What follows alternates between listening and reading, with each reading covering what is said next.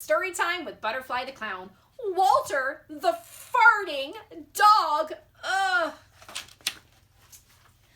Betty and Billy brought Walter home from the dog pound.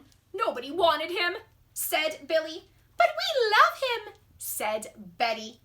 Well, he smells awful, said their mother. You better give him a bath. Mother walked in and said, he still smells awful, ooh. And that's when they got the first clue.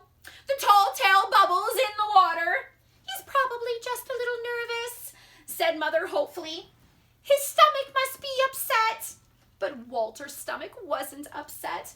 Walter's stomach was fine. He felt perfectly normal. He just farted a lot. Oh. He did it when he bathed. He did it when he played with Betty and Billy. He did it when he walked around the house. He did it in the dining room. He did it in the kitchen. He did it in his sleep. Oh, gross. That dog farts morning, noon, and night, said Father. He can't help it, Daddy, said Betty and Billy. They didn't mind Walter's farts. So what if he farts? Billy said to Betty when they were alone in their room with Walter. Betty agreed. Walter agreed too.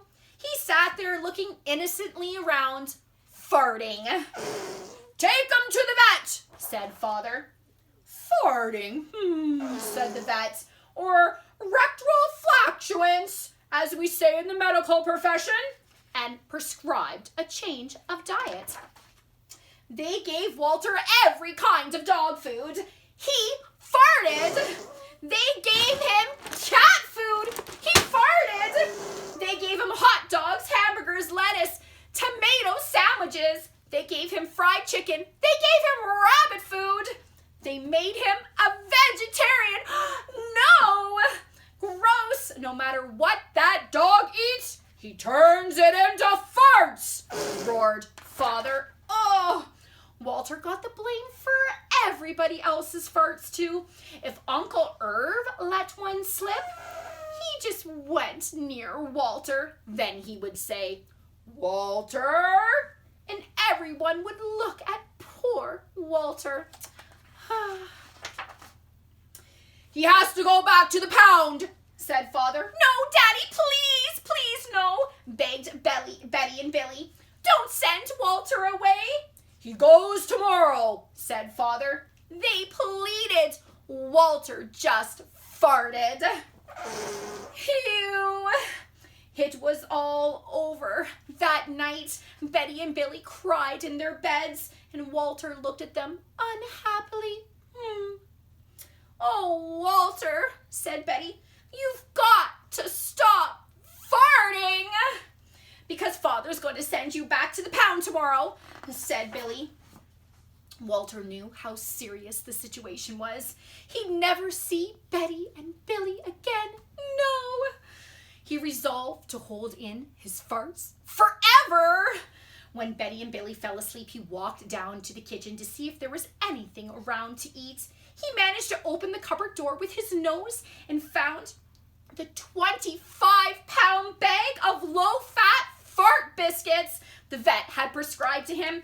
He knew that it made him fart anyway, but even though he couldn't resist, he ate the entire bag.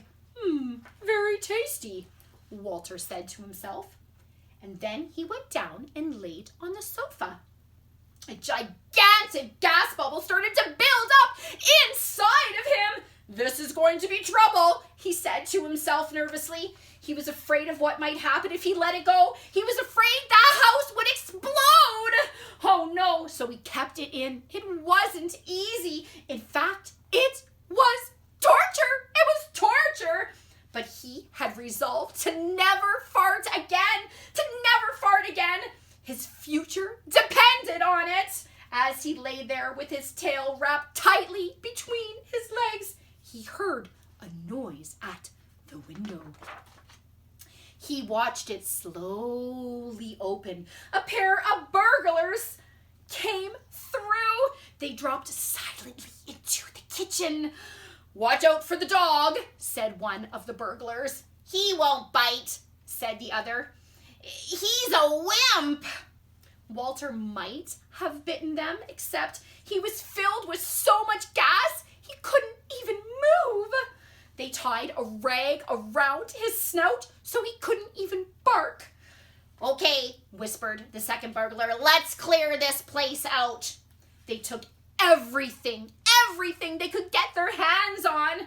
Walter wanted to stop them, but he was having unbearable gas pains. He rolled on his back and waved his paws in the air. He gnashed his teeth. "We've got it all," said the second burglar. "Let's go." That's when Walter let it fly. It was the worst fart of his life. It made tremendous noise and shot right across the room. A hideous cloud filled the air. The burglars clutched their throats, unable to breathe. With tears running down their eyes, they raced for the window. They tried to grab the bag with all the valuables in it, but their arms were too weak. They couldn't. "Let's get out of here," they cried. They jumped out the window and ran up the block, clutching and gasping for air still. Still blinded by Walter's fart attack, they stepped into the headlights of an approaching police car. "Hold it right there," said the policeman. When Father and Mother came down in the morning, they found the open window. They saw the bag of their valuables in it and Walter sitting beside it. He still had the rag tied around his snout. You'd have to say he looked heroic. "You saved the silverware!" cried Mother. "You saved the TV!" cried Father. "You're a good dog, Walter. You're a good dog, even if you fart all the time." Oh. And so the family learned to live with Walter, the hero dog. And that's the end of our tale. The end.